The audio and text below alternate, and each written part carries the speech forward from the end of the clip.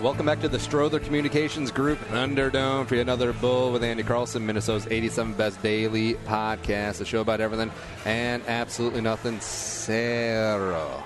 Coming right at your ass 5 days a week. Well, at least for this week, and then we'll switch over to 5 days a week on Purple for the Win. But yeah, you already know that. Sitting shotgun is Dan Edwards. Follow him on Twitter at I'm Dan Edwards, not I am Dan Edwards. I found that out.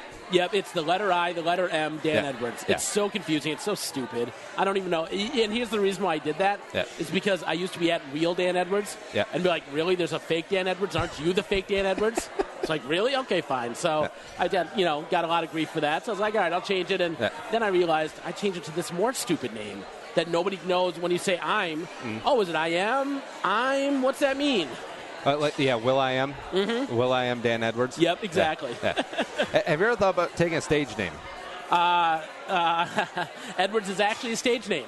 Oh, it is? Yeah, right. See, how lame am I? I can't come up with a good Twitter name, and I come up with an awful stage name. It's so dumb. All right. Now, can you reveal the true last name? Is it Hazamatsky? It's Hazamatsky, yes. Like, do you have warrants? Don't know. Let's not go there. Oh, all right. No, I don't. I just, here's the thing. When I was first in radio, all my friends, Tony Fly, JJ Kincaid, Zany K, they all had fake names. And I'm like, oh, I want a cool fake name. I want to be Dan Jordan. Well, right before, like a week before my first shift at KWB back then, there's another intern named Dan who became Dan Jordan before me. I was like, oh, come on. So then I had to struggle. I struggled. I was like, Edwards, because Edwards is somewhere near my middle name and last name. So I was like, so that just kind of stuck. And then I actually I used my real name on the radio in Madison, Wisconsin, and I had a stalker look me up. Yeah. And thankfully she was cute, which was good, but she showed up in Minneapolis just one random afternoon at my parents' house. I'm like, what? So Edwards is kind of stuck. Yeah, the growing of fame in the public eye. Now, I'm not famous by any stretch of the imagination, but we have awesome listeners here, and sometimes they like to send me stuff. Yeah. And when it first happens, someone shot me an email. It's like, hey, I have this awesome glass figurine. It's a glass boot, like a Das boot. I would love to send you. I'm like, this is awesome. That is. So I gave the guy the address, and he mailed it. And then I opened up the package, giant Das boot, except when the wife gets home, I was like, look at what a fan sent me. And she's like, you had them send it to our house? That is they have weird. Our address? That's not. And then it clicked. I was like, oh, yeah, maybe I should get a P.O. box. Right? Yeah. That's funny. Yeah. I'll tell you a story. It's not someone sent me something, but I used to run a radio station in Champaign, Illinois, called Hot 105.5, and I was Dan Edwards there, and I just got there. I was there for like 6 weeks. And I was at dinner at a nice restaurant with, my boss or somebody. I don't even remember who it was, but it was a hip-hop station. Which funny, big fat white guy running a hip-hop station, but that's a whole other story. Yeah. You're like Brother Ali. Yeah, right, exactly. But right behind me, there was a booth, and these guys had come up to these girls. And they were talking. They're like, yeah, we can get you in Ja Rule. I'm that new Dan Edwards guy on Hot 105.5. And I'm like, no. So I'm like looking at the person I'm with, and I'm like, how do I stop this? They're like, well, show them your business card. I don't have business cards yet. I just got here. Show them your ID. Edwards isn't my last name. I have no way to stop these guys from, hooking up with these chicks who I could clearly be hooking up with just because I have Ja Rule tickets. So I just had to sit there and watch them take these cute girls. I think you just dated yourself by saying you're trying to pick up chicks when Ja Rule was popular. When Ja Rule was a thing. When Ja Rule was selling out. Not running fraudulent events in foreign countries. Yeah. Oh, God. Yeah.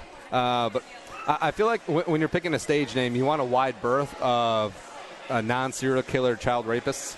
So, like Dan Edwards, Joe Johnson, although I shouldn't say Joe Johnson because I have a good friend named Joe Johnson. Nice. Like Mike Smith. Yeah. Mike Smith. That's a wide berth. I mean, that's just playing the odds. Yep. So that's why I'm going to pick a name like Ezekiel Muhammad. Because that's not going to get you on any watch list or anything. No. Like a very Christian, biblical, Jewish, Amish first name. Right. And then the most popular surname in the world. Yeah. I mean, I kind of like that, actually. Yeah. Yeah. Also, whenever I fly, I always get weird looks because you got not only am I Asian, I'm a dark Asian. Right. So that's a strike. Yep. And then you look at the super Nordic Andrew Paul Carlson, and they're like, really? When did you get this? This looks like a new license. Yeah, I just had to get it renewed. Syrup. Something you should also renew is buying and selling real estate with Josh Pelto.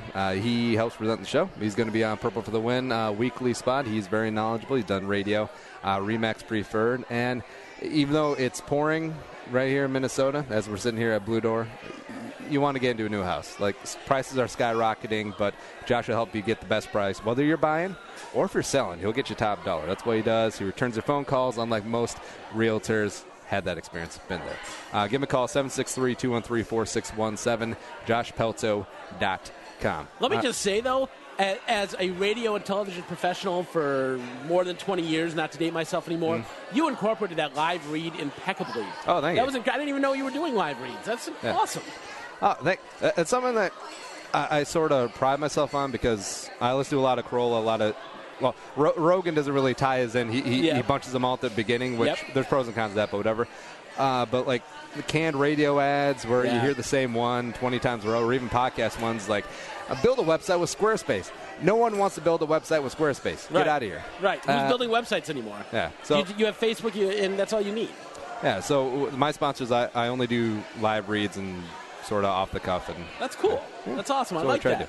All right, so let's dive into the history. Now, not to date you, but this is how I always sort of carbon date people because, I don't know, this started as a game where my now wife, in college, she had a roommate whose boyfriend couldn't vote because he had a felony. Okay. And my game was try to find out what the felony without directly asking him. Oh, I love this game. Yeah. So it's an ongoing game there. Yep. But to find out people's age, I never asked them, but I try to circumvent it by asking them who their favorite Viking is. Who's my favorite Viking of all time? If you say Tommy Kramer, it's not Tommy. It's not. I was alive during his era. Yeah. The first Viking I really remember was Wade Wilson. Yeah. Deadpool. But yeah, right.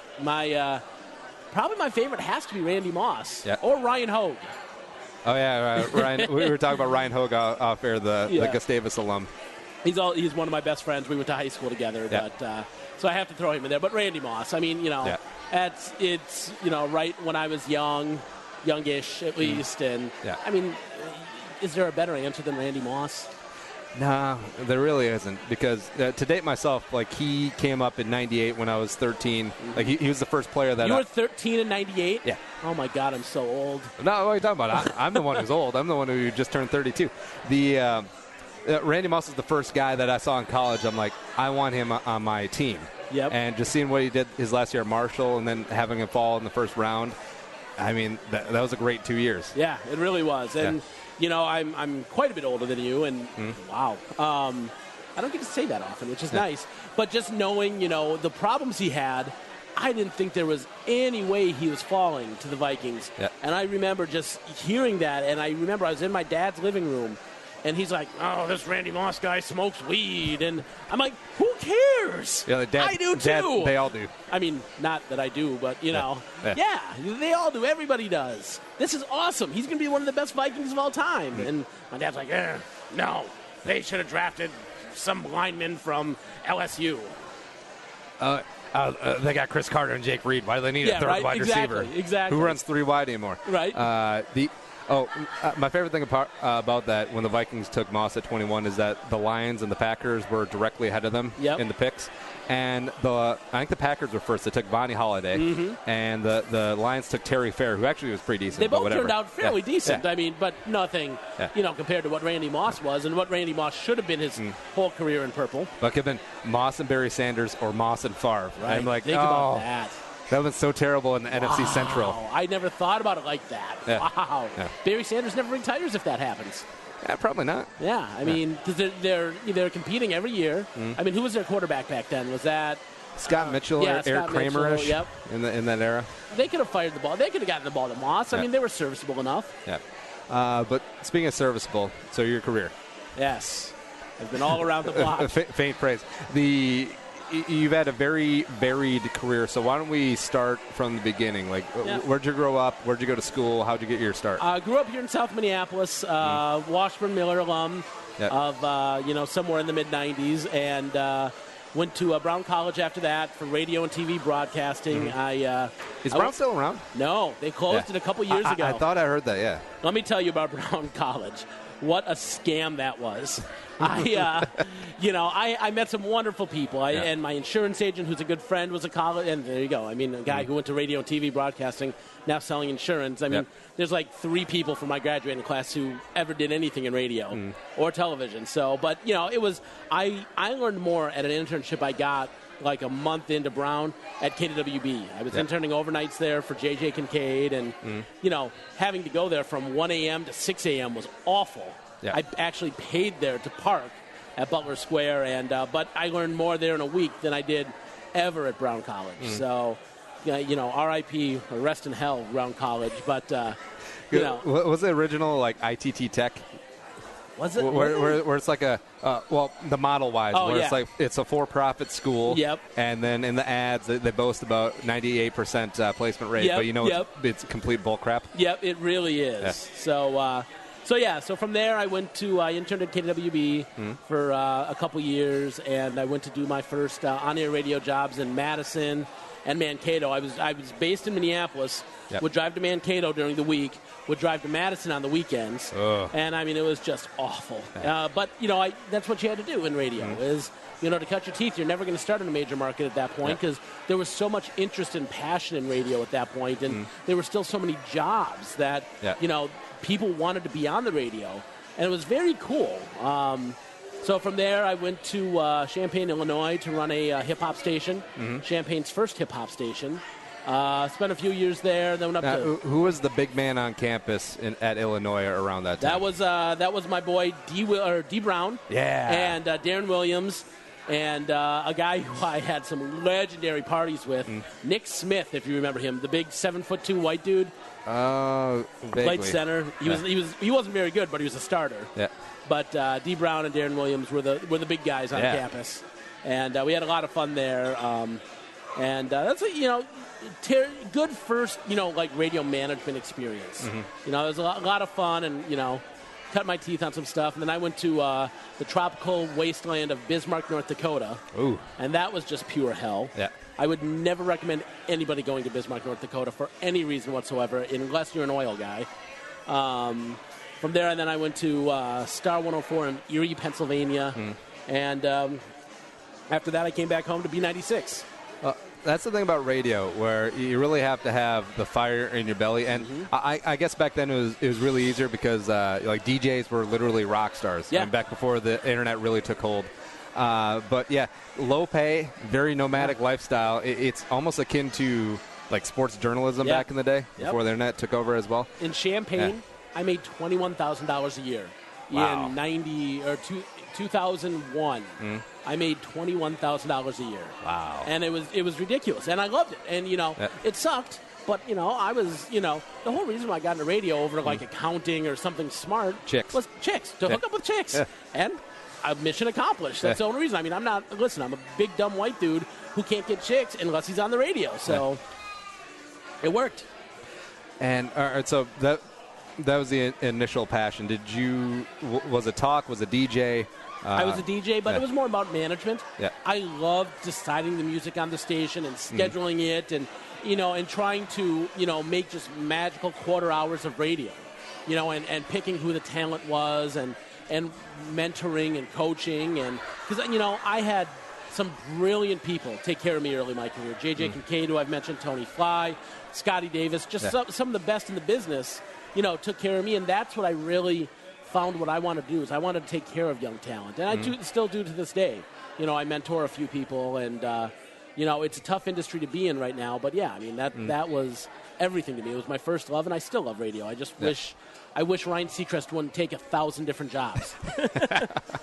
Oh, yeah, because he's got like a syndicated daily show, and he's also got the weekly Top 40. Yeah, well, the weekly Top 40, I mean, and that's a show that everybody had on. But if you think about it, Ryan Seacrest is doing a midday show syndicated on every iHeartRadio Top 40 station. Yep. Think about that. There used to be a live and local DJ in each of those markets. He literally took like 110 jobs or how many ever affiliates he has. So, I understand the consolidation, I understand the money part, but it's really too bad. Ryan Seacrest, the widow maker. Yeah, right. Or the insurance salesman maker. Yeah, exactly. Yeah. That's exactly what he is. Yeah. And with technology, it's kind of cool because I'm sort of trying to get into radio, but I'm also realizing that digital, you don't have oversight. You can really connect with your audience and grow it organically, and that's really cool. Yeah. And I think it's the future too. But just trying to get in now, where if you're a kid, you can start a podcast, you can start a blog, you can start whatever. But back in the day, if you want to get in radio, you had to do that 1 to 6 a.m. internship and hope that the DJ shows up hungover one day. It's can't take over 5 minutes. I'll be right there. Next up, we have the Black Crows. Yeah, right. Remedy. Play. Yeah. And I'll remember, I'll never forget some of the, some of the best times at KWB I had to finally break out on the air there and do overnights there, was, hey, Dan, this producer called in sick. Can you come and produce?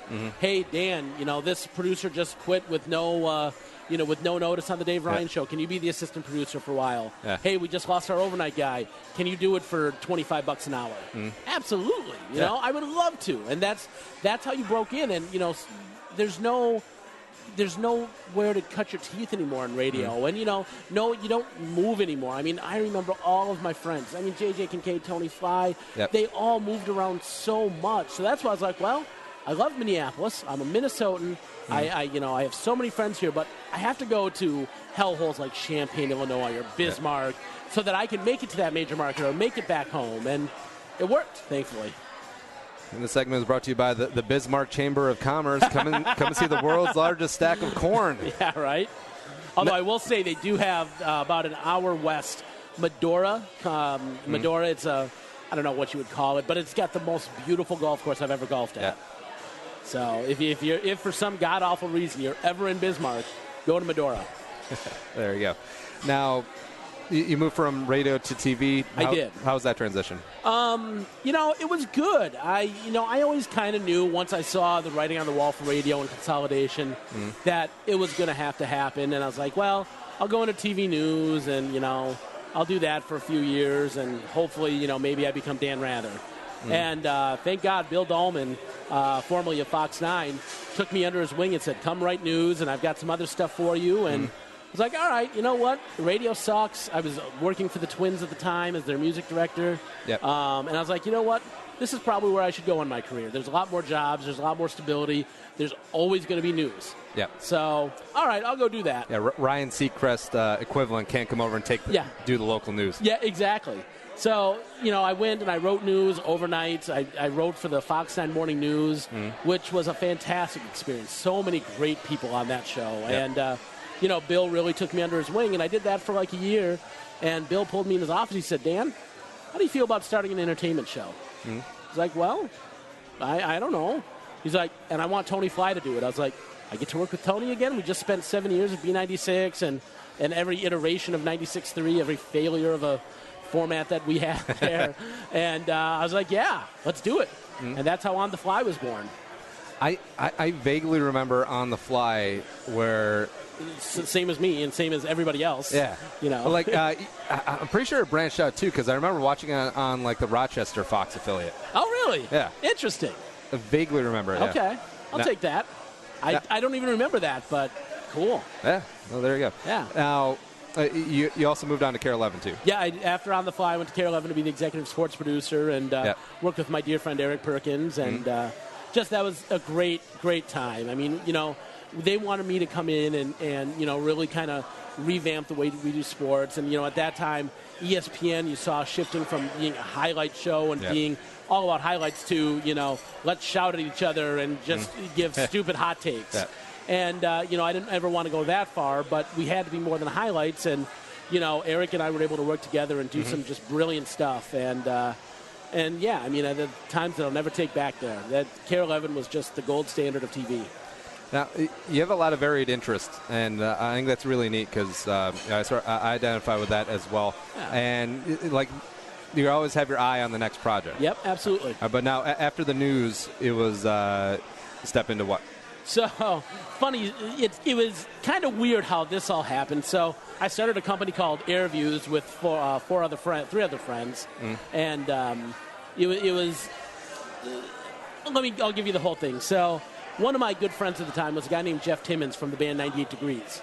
And he was... Wait, which one was he? I don't know, they're all probably good looking, I guess. Yeah. Shorter, real big buff dude. Okay. Not the blonde-haired guy that everybody talks about. Oh, all right. That's, I don't even remember his name now, but good dude, though. Well, weren't they like two Lachey brothers, one other the jabroni, two and then Lachey your brothers, friend? the blonde-haired, and then Jeff.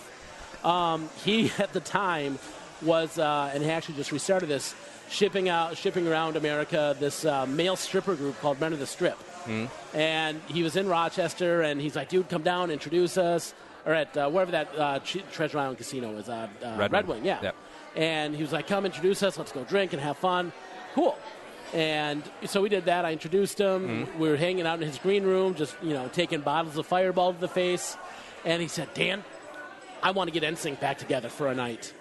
I was like, okay, whatever, let's do it. And the next morning when we're, hungover but sober, he's like, I was serious. It's like, okay, I'll try to find some money. Yep. And we attempted to find some money, and we ran into this guy who said, listen, I'll do one for you if you do one for me. I want to get drones into the mass public. I want to get them on TV. I want a website around them, but I don't know how to do it. That's an oddly specific horse trade. Yeah, it really is. He was an owner of a drone manufacturer. So. Oh, okay, that'll do it. Yeah, so he was like, he's a VC who put money into it. So, like, all right, cool. We'll do anything for money. So we regrouped after we left him and said, how the hell are we going to do this? Yep.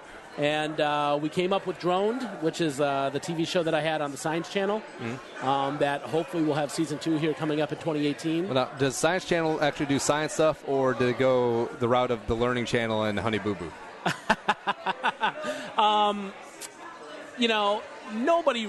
Nobody really does substantial content anymore. Yeah.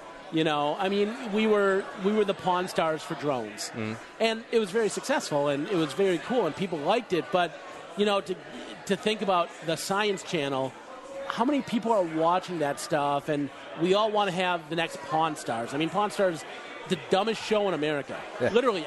But we all love it. It was the #1 cable show for 5-6 seasons. Well, hold on. I got a buddy who specializes in meteorite trilobites that come from the South African region. I'll get him in here. Let's do it, and we can make a good show around it. And as long as we have good personalities, we'll sell. So it's crazy. It's crazy to see. And you think about how many different channels there are now. You need 24 hours of content on all these channels. And online streaming and all that stuff. And streaming and Netflix and Hulu and, and that's really the way of the future. We're never going to sit down and DVR things anymore. We're never going to sit down and at 7:30 watch Frasier or Cheers or whatever the big sitcom is now. It's all going to be streaming. It's all, through our Apple TVs, our Rokus, our Fire Sticks, whatever, So it's really the way of TV and really content generation. As I look at, what's next for me and if I continue to do content generation, that's where I have to be. One of the biggest things we did for Drone was we sold it to an airline or an airline entertainment service. And we're on like 1,500 airplanes right now. Oh, wow. And that might be bigger ratings than we had on the Science Channel. Oh, and plus, if you're getting a viral video, like someone's got it in the headrest while someone's getting beaten down and getting dragged up a Delta flight, you're like, yep. Yeah. Yes, please show Get the my logo. Get the logo. Yep. Nice. No, so I don't even remember where we were at before that. It doesn't matter. Yeah. Do you watch Game of Thrones? No, I don't. That's the one show that I'm not on right now. No, it's good because it'll better elaborate my point. So, think of the last TV show that you watched in serial format. Like, it's on Thursday at 7. Yep. You adjusted your schedule for that. What was that last show? Power. And I still do it. Every Sunday night at 8 o'clock. My friends and I, we get together.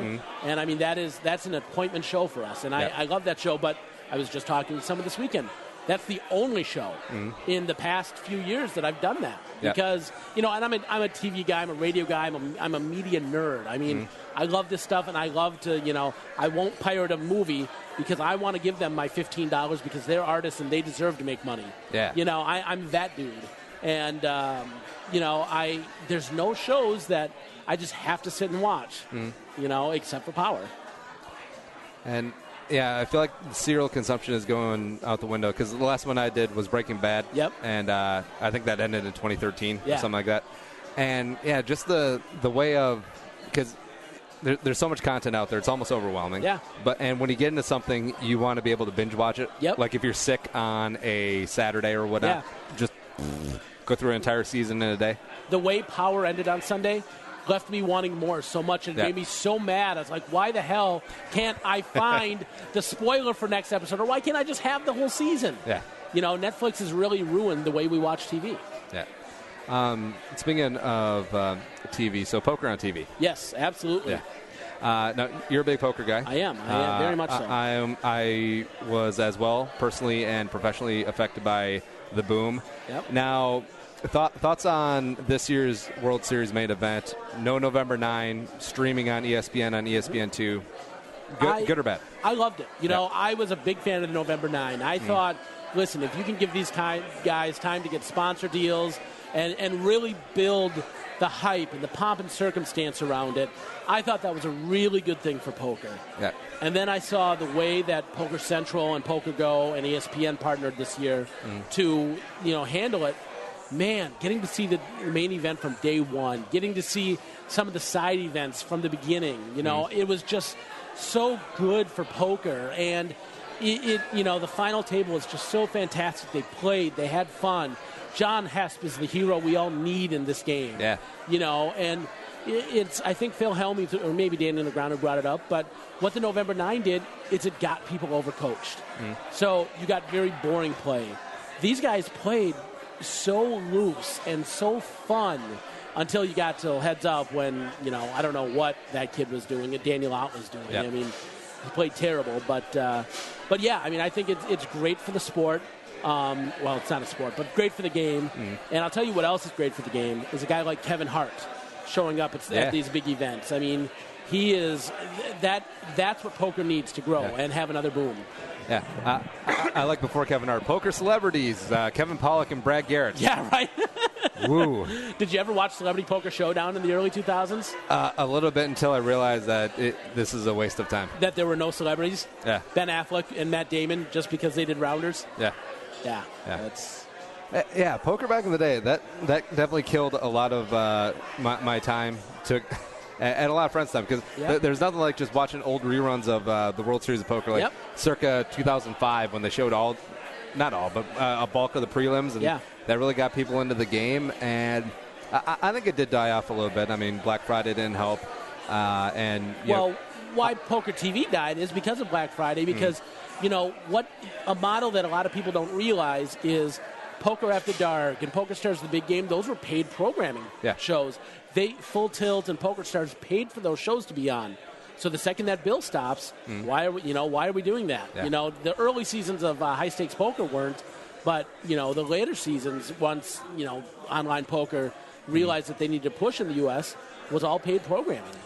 High stakes poker was so great. It really was. Yeah. It was such a good show. But Poker After Dark was my gold standard. I mean, it's just what they were able to accomplish with not a lot of editing, with Ali Najad just kind of dipping in and out and letting the game be the star was really just everything to me. And I'm so glad they're reviving it, and I hope they are. They are. It starts on Poker Central or Poker Go in 18 days, I think I saw. And it's actually going to be live. They're doing it live from the Aria. Let's see, I'm just trying to pull up Poker Go. Is it going to be cash, or is it going to be that sit-and-go format again? I think it's going to be cash. 19 days. Yeah. So, and the cash games were so much better. And I'm sure that's what it'll be in. Yeah. All right, now, you're primarily a tournament player? Over the last year and a half or so, I wanted to chase a bracelet, chase that big trophy score. Yep. And which events did you play out there this year? I played a 1,500 Hold'em event. Yep. Didn't go well. I played a couple of the daily deep stacks, and I played. What's the other event I played? I might have played a $3,000 Hold'em. Yep. And didn't go well for me. I had a very bad summer out there, but I stake a couple players, and one of them came home really well for me. Yeah.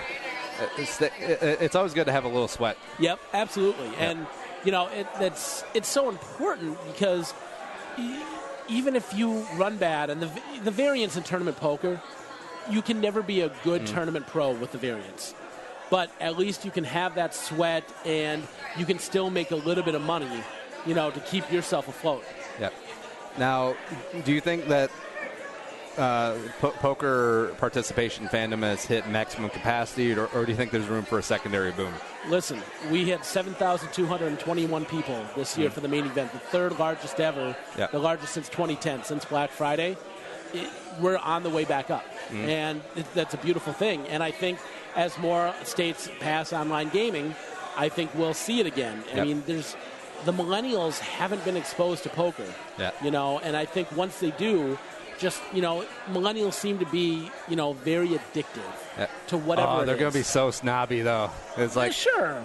Oh, so you called the 3-bet the blinds with ace-jack offsuit. That was a fantastic play. Right. I mean, even like the snarkiness back then, the non-millennials, like the tail end of the Gen Xers, that was pretty bad. This is going to be worse. Oh, it's going to be absolutely worse. But, the way that they play and, the way that they don't seem like a math generation the way we are, or, the end of mine, the beginning of your generation is. Yep.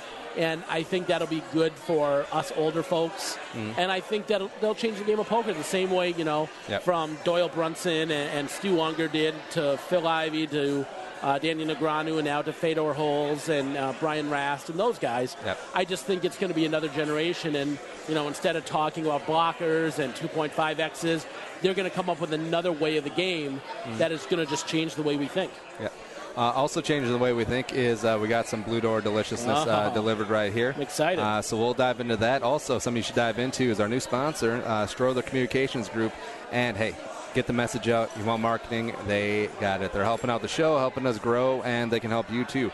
More sales, larger bottom line, digital marketing. Yeah, if you have a maybe a little bit older owner, older executives don't really know what digital is, hit them up. They got web design. They got everything. Branding, hashtag branding in 2017. It's time to do it. Sign up with them, Store the Communications Group. To find out more, go to that's not the right letter, scgpr.com. Again, scgpr.com. All right, we'll be right back with more with Dan Edwards right here at the Blue Door Pro.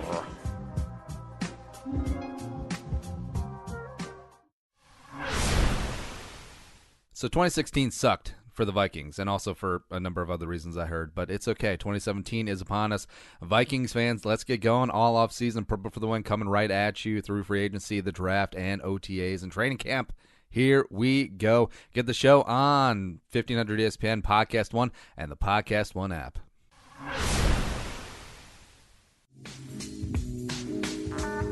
And come back into the Blue Door Pub Studios. And so, Dan, how were the wings? I had the maple bourbon bacon things. Yep. They were absolutely delicious. I'm shocked, actually. I'm not a big wing guy, but it just sounded better than a burger tonight, even though I heard that this place is, like, known for their Belusi's or something. Yeah. And but those things stuck out, and they were fantastic. I would highly recommend them when you come to the Blue Door Pub. I feel like maple, bacon, and bourbon is like the Canadian Holy Triumvirate, like the Father, Son, Holy Ghost. You're absolutely right about that. That's awesome. And also, right now, the Bluesy of the moment at all three locations is the Capone. The Capone. What is the Capone? All right, so it's a Bluesy stuffed with mozzarella and provolone and topped with roast beef. And how did I not see that? Giardinera. I know that it's the pickled like vegetables of like the hot peppers and the cauliflower and stuff, but I can never pronounce it. Giada de Laurentiis. Wow, that's close enough. I just call it delicious. And her giant fake teeth. Right? Did you say all the food is on them here? Oh yeah. Hey, waitress, can I get one of those, please? To go, come on down. Three Twin Cities locations: the OG St. Paul, Longfellow, University of Como, the BDP.com. So we're back with Dan Edwards, and we talked a little TV, radio, poker to kick it up. The dream is to move to Vegas? I think so at some point. It's either I have two very different places. I mean, Vegas, obviously, the poker, the nightlife, the fun, the girls, or Vancouver. Vancouver is shockingly underrated for poker. You would need a lot more money to move to Vancouver. I went there last summer on vacation, or I actually went there for a work thing, and ended up taking an extra few days for vacation. It is amazing the culture you learn of, like, because it was built up for the Olympics back in the 90s, and all that beautiful real estate has been taken up by, like, all the Chinese and the Japanese. And now, I mean, you can get, my one-bedroom condo or two-bedroom condo in North Loop is incredibly expensive. But there, my size for, like, 1,000 square feet is like $1 million. Yeah. It's like, what? Oh, see, the Japanese are invading, just very delayed by about 70 years. Right. Yeah. And they're invading Canada, which is weird. Well, that's how they're going to strike. Oh, is that right? But yeah, Vancouver poker scene, they have a lot of, was it charity rooms? No, I don't think so. I think they're all regular rooms. Oh, was it Red Rock? Is that the big place out there? No, what was the big place out there? I don't remember it being called Red Rock. They have a Hard Rock out there. I saw a Hard Rock, which was weird. Yeah. I'm looking it up right now. I just went to this beautiful room, and it was Edgewater. River Rock is one too. Yeah. So I went to Edgewater, and it was just beautiful. And the room was detached from the casino. You had to walk across the street. It was just all poker and just so much fun. Just good action too. Yeah. All right. So Vegas, give me your favorite hotel, favorite poker room, and favorite restaurant. Easily my favorite hotel is the Vdara. Yep. No casino there. I can't, do a 20-hour session, be up, a few $1,000, be a little tipsy back in the day when I used to drink, and then go put all that back into slot machines. That's the best feeling in the world. Favorite poker room, Aria or Bellagio. Yep. I actually helped the Bellagio with their new TV show, Bellagio Pots Poker on the Strip. Oh, nice. And they stream. Is that the Live on the Bike ripoff? Yeah, exactly. We're not a ripoff. We are much better than Live on the Bike, or they are much better than Live on the Bike. But yes, that's that. And the Aria room is just classy, and it's just awesome. And favorite restaurant, off the Strip. It is the best place I'm going to tell you about right now in Las Vegas. It's called Musashi. Ooh. If you like hibachi food or sushi, I'm telling you, there is no better. You go, you ask for my friend Tiger. You tell him you want the late night show, and I'm telling you, you will never forget that night. And then he just whips it out, and then you're traumatized for the rest of your life. Can we talk about that? Tiger has his way, and then he crashes his car on codeine. Yes, exactly. Yeah. But whipping it out is actually part of the late night show. It's really weird. Yeah. Man. All right, so I'm about to write that down. Because I love Vegas. Definitely went a lot more when I was younger and not married and didn't have a mortgage and had a lot more, what do they call it? Disposable income. Yeah. But that's still great. And also very family-friendly now. Yeah, it really has become. There are places there, they have all their pools are separated now. You've got the family pool, which is fun. But then you've got the adult pool, which is topless and more fun. And, it's great. They segregate it really well. All right. I'm going to cut that soundbite. Yeah, the segregate Vegas really well. Thank you. Yeah, it's good times. Yeah. Also good times. The Vikings reported down to Mankato for the final year. I know you covered sports also. Born and bred Vikings fan? Yep, born and bred Vikings fan. Let me tell you, the worst time in my history of covering sports was having to go down to Mankato, Minnesota. I listen, this is unpopular. People hate me because I've already said this on Twitter. Our mutual friend Lindsey Young has ripped me a new one. Mankato is a dump. There is nothing worse than Mankato, Minnesota. Moving training camp to Egan is the best thing this franchise could have done. Hey, you hear that guitar? Yeah. Mankato ain't got nothing on you. But yeah, no. I mean, it's such an exciting time for football. I mean, it's a new season. Everybody's 0-0. Every other little cliche that you have, but it's just I feel like there's a weird aura of excitement right now around the Vikings with the Super Bowl coming and potentially the Vikings hosting a Super Bowl. I feel like people aren't talking about that as much as pissed off about Packers president Mark Murphy saying it would be great to drive across the state and play in Minneapolis. Yeah, he's stupid. I mean, Packer fans are, let's just look at this. Yes, the Packers have, had excellence. They've held over the Vikings when it comes to Super Bowls and what have you. But these people buy fake ownership stock. Yeah. They're dumb. Yeah. Packer fans are dumb. So anything comes from the Packer organization, I just don't pay attention to. I feel like Vikings fans, it's a weird thing because, 3 out of the top 10 greatest moments in Vikings history are Packers losses. Yes. Like the Seahawks and the onside kick against Bostic. And we have a weird schadenfreude about it. It might be little brother syndrome. It might be lack of success, whatever. That's exactly what it is. I feel like, all right, so if you're a genie and then you show up to like a hardcore Vikings fan's living room, it's like, all right, here's the deal. I'm going to give you $100,000. Now, you can spend $10,000 of it and guarantee that the Vikings will go to the – wait, no. You can spend $10,000 and guarantee that the Packers will not go to the Super Bowl at U.S. Bank Stadium. Or you can spend the whole $100,000 and guarantee that the Vikings make it to the Super Bowl. The Vikings fan will think about it and be like, all right, so can I spend 10 times that guarantees that the Packers won't make the Super Bowl? Because that's what I'm thinking about it right now, and I might take the $10,000 just to make sure. That's such a bad thing, though. That's such a bad fan, because it's so stupid that we let the Packers hold over us like this. But it's so true. I might spend the $10,000 and pocket the $90,000. Yeah. But see, that's the thing. Like, 98 was the year. 98 was the one-off where you just dominate for a season, like the 85 Bears. That was the Vikings lightning in a bottle. Yep. I'm secretly now don't at me, but I'm secretly sort of glad the Vikings didn't win in 09 because the Packer fans would be like, well, I mean, it took our quarterback. Yeah, so exactly. There you go. Exactly. And I can agree with you on that, but I still would have liked to win that year just because it was so much easier to be a Brett Favre fan when he left. Yeah. Like, I became the biggest Jets fan that year that he played for the Jets. Was that 08 or whatever it was? 08, yeah. It must have been 08, yeah. So I see what you're saying. Yeah. I still would have taken that ring with Brett. Yeah. But I feel like fandom's so generational. Like, Jets fans now, if you take, like, some random jabroni Jets fan who's, like, 36, middle manager at a Kroger, and he's like, yeah, I don't remember winning Super Bowl III. Yeah. Just like me, like, I have no memory of losing 4 Super Bowls. Right. Like, my first bad Vikings memory was 98, then 41 donut, then 09. Like, I don't have the scars of, like, a 60-year-old fan. Yeah. So, obviously, he would be more pissed about not winning Super Bowl than I would be. You're absolutely right. And I in my mind, the Vikings have never even been to a Super Bowl. Yeah. I don't remember that. And I'll talk to my dad about it and be like, oh, yeah, I remember that. And be like, how did that even happen? How was football even invented before 1984 or whatever? Which fan base do you think is more tortured in Super Bowl era, the Browns or the Vikings? Well, I guess even pre-Super Bowl era, it's more comparable. I would say the Bills. I mean, go to 4 in a row and lose all 4.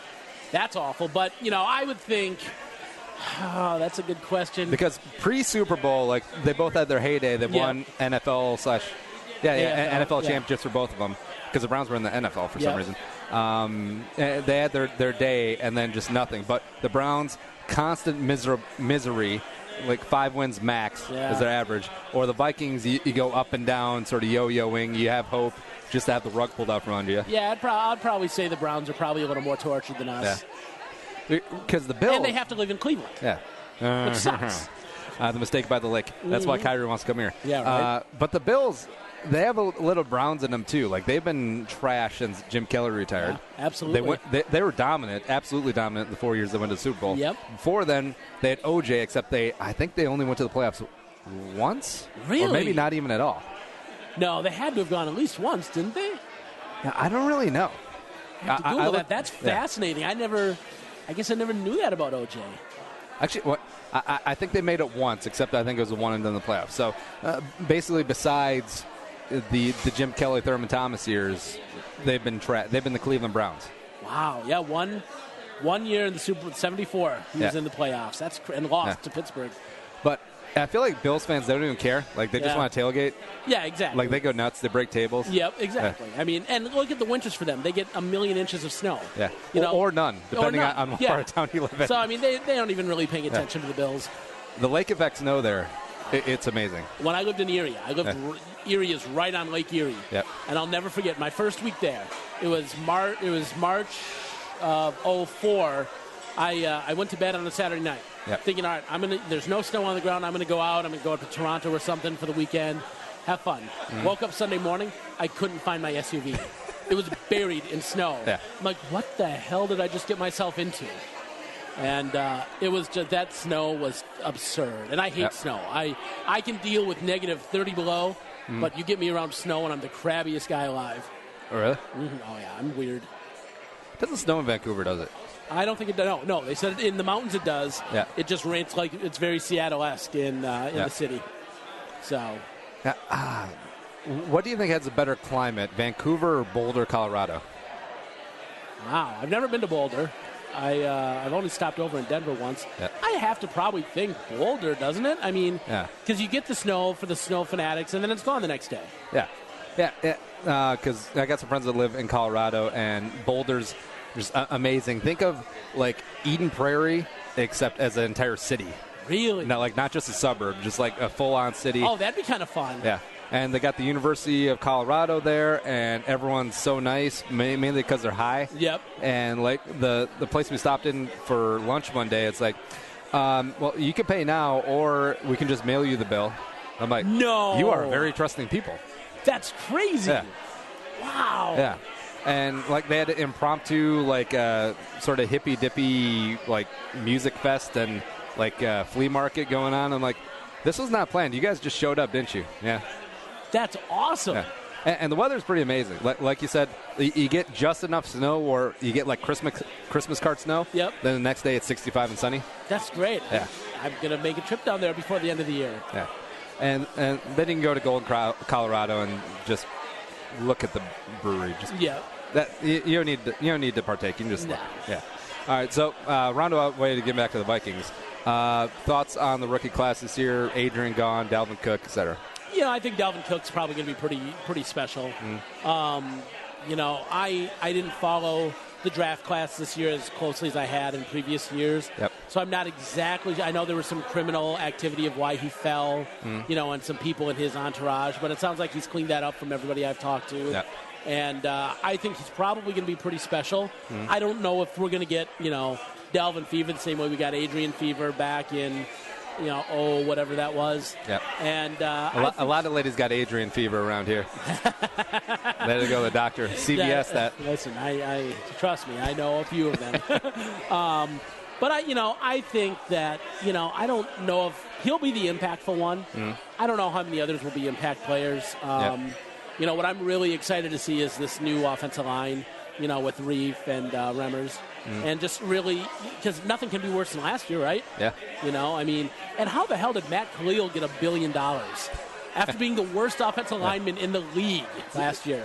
It's his brother going up to the former GM's office like, hey, man, who's really good? Yeah. Matt. Right. Yeah. But, so I think, I'm excited for the season. I think, it'll be too bad for Latavius Murray, who still isn't recovered yet, but, it'll be too bad for him when Dalvin Cook is that guy. And I think Dalvin can catch the ball out of the backfield, which is something that we haven't had in years. So I think that'll be a way to, exploit defenses even more. Plus, I think Reef wrote an article that they're putting in a zone blocking scheme for the running game. Oh, and it's like, the one cut and go, like the famous Shanahan offense. I'm like, man, Dalvin Cook in a one cut and go scheme. Yep. That could be amazing. That really could be. That's good to know. I like that. Yeah. So record prediction for the Vikings this year. God, probably 10-6. I'll take 10-6. 10-6 into the playoffs and make that run. Because it's all about who gets hot in the playoffs. Yep.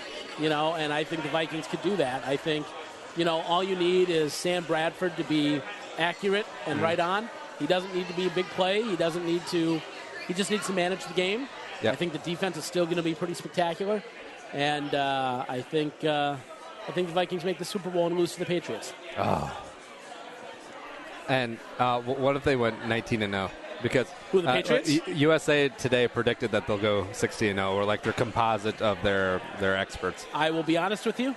I think the Patriots will go 19-0 this year. I really do. And full disclosure, I'm a huge Patriots fan. Yep. I have been. Drew Bledsoe was my favorite quarterback growing up. Oh. So I'm weird, I know. And but so you're still rooting for them, even though that they have that scab in there, stealing Bledsoe's job? Tom. How can you hate Tom Brady? Yeah. He's the greatest of all time, and he's so clean cut, and you just can't hate Tom Brady. I don't trust the guy who won't eat a muffin. But listen, you and I probably shouldn't be eating muffins. Yeah. Yeah. I mean, the guy's going to play till he's 50 years old, and you and I are sitting doing a podcast right now eating burgers and wings. Well, yeah. And he gets Giselle. Who do we get? Yeah. See, I want to be Tom when they're filing their taxes for the year. Yeah. And, just signing off all the stuff from the CPA, and it's like, oh, looks like I'm not the breadwinner again. Yeah, right? Yeah. Can you imagine? Yeah. How does that go in that family? The talk when Giselle says, Tom, I made more than you this year. Now you need to go do the dishes. Yeah. Hey, you want to take out the trash? No, not really. Did you make more than me this year? Yeah. All right. Yep. Where's the Glad bags? Yeah. Who had a $100,000 photo shoot today? Movies. Yes. What have you seen recently that you like? Oh, God, I saw The House, and I thought it was fantastic, better than I thought it would be. Did it speak to you? It's like, I don't need to move to Vegas. I can just open this up in my two-bedroom condo. So I went with some poker friends, and we've been trying to figure out how to do it. And I don't know if I want to say we've kind of done it, but, we certainly are attempting to do something very legally. Legal, always. No rape. Yeah, the home casino has a lot of range in the cinematic canon because you have the really grim boiler room. Yep. Remember that movie? Yep. Oh yeah. And then you have the super funny with Rafi from The League in the house. Oh, that's right. Yeah. I forgot he was in The League. That's funny. Yeah. No, I think The House is really the only movie I've seen in theaters recently. The other movie I did see was about 6 months old, but The Founder. Oh, yeah. Which was fantastic. Yeah, I like that one. Absolutely brilliant movie. So I respect Ray Kroc's ruthlessness. Yeah. But also I was like, come on, man, you're kind of an a-hole, but I respect it. But good for him. I mean, the McDonald's brothers were too stupid to, keep their own business. They're too big of rubes. Yeah, exactly. Yeah. So. Yeah, I did like the epilogue, though, like two of the guys who helped Croc build the empire, quit and they don't speak to him anymore. Yep. I'm like, yeah, that's about right. And listen, I've learned this, in your day job, and as I started a company, the most successful people in this world are the most unethical, and they're the ones that cut corners and they screw people over. And, I mean, it's just part of being successful. When has Ziggy and Mark Will ever... Oh, all right. Yeah, right. They are the clean-cut, most ethical people alive. Yeah.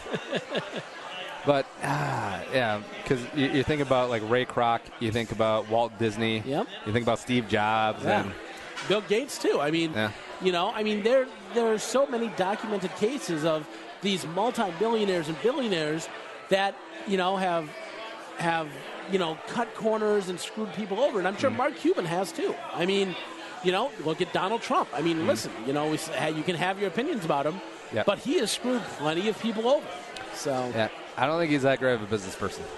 I probably agree with you. But that's a whole different level of discussion here. I like Mark Cuban's early business career, though. It's like, hey, I want to figure out a way to listen to Indiana basketball games. Yep. So he did all the internet stuff, and then it got big, and then he sold it, and then he's like, all right, I'm going to buy a basketball team and overpay Dirk Nowitzki. Yep. Broadcast.com turns into paying Dirk Nowitzki $25 million a year when he's 78 years old. So I'm pretty sure he worked or owned a couple of bars, and then they got in trouble for serving underage girls or something like that. No. Shocker. I mean, I get that. Trust me. When you throw Mark Cuban, I've got some off-air stories about that. But yes, I didn't realize he owned bars. But the underage girls, that makes sense. Yeah. Now, all right, so back in your partying days, who do you think you'd have more fun with? Mark Cuban or the Papa John's guy? Oh, Mark Cuban. The Papa John's guy, he's, what's his pickup? What's his wingman line? Hey, I can make you a good pizza. Or what's Mark Cuban's line? I can broadcast you on the internet. Oh, no. I'm just talking about, straight up hanging out, because I feel like the Papa John's guy can throw down. I bet you Mark Cuban would be the man when you hang out with him. Yeah, that's probably fair. Yeah. Ooh, you ever watch Shark Tank? Yes, one of my favorite shows on TV. All right, so if you had your druthers of a shark picking up your next venture, your next pitch, who'd you pick? Robert Herjavec. Yeah. Or, probably Mark Cuban, but, if we're taking Cuban out, probably Herkovec or Damon John. I've named half the Sharks, but, just not Mr. Wonderful. Yeah, just it would never be Kevin O'Leary.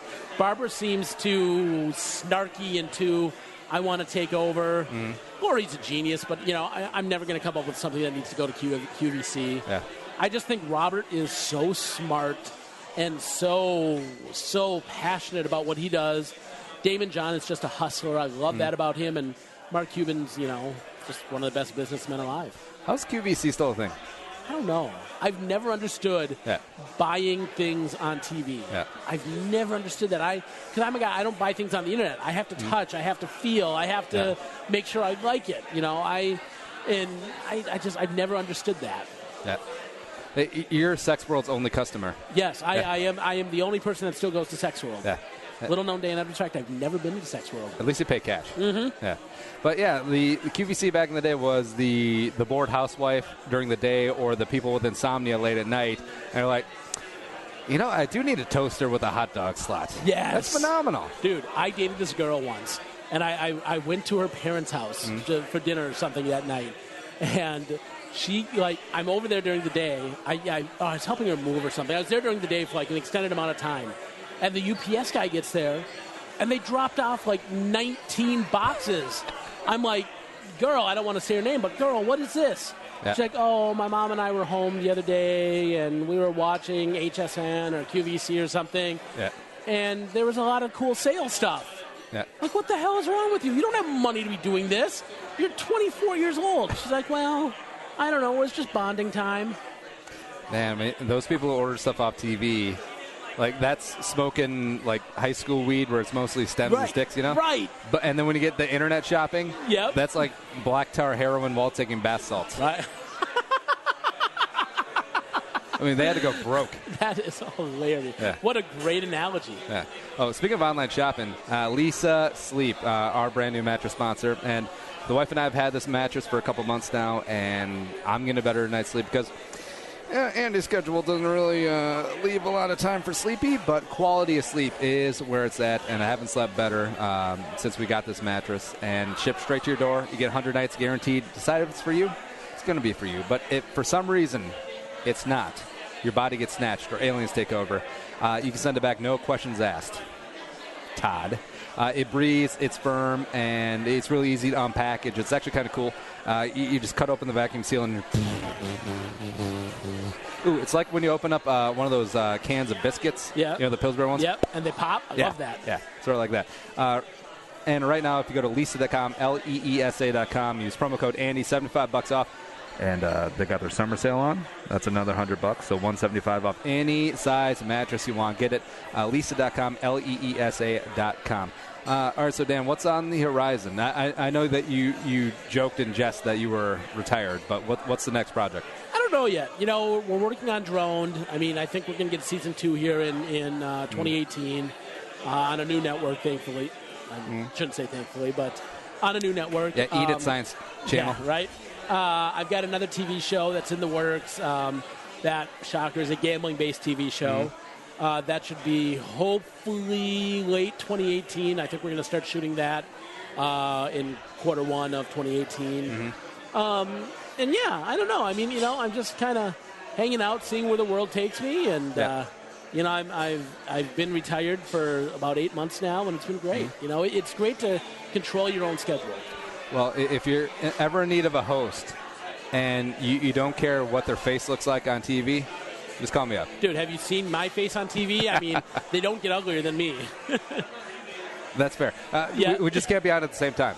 Yeah, right. We'll Definitely cannot be on at the same time. All right. Give Dan a follow on Twitter at I'm Dan Edwards. I am Dan Edwards. Appreciate you coming in, Dan. Thank you, man. I appreciate it. Appreciate dinner, and appreciate you having me. And also, something we appreciate showing some love to the show, spreading the word. You know what to do. Tell a friend. And that's how we grow because, marketing budget, not so big. So it's all about you sharing it, and we love that about you. That's how we start since day one. iTunes, Stitcher, iHeartRadio. Check out the YouTube as well. And thanks, producer Ali Jerome, for making us not sound so stupid tonight. But for Dan Edwards, I'm Andy Carlson and Young Center. Bye-bye. Talk tomorrow.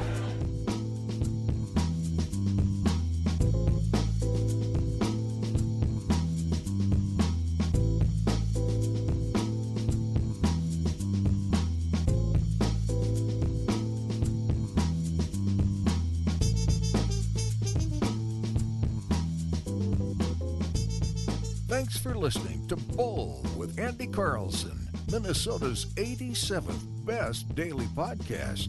Download the show on iTunes. Everyone's middle name is Jerome.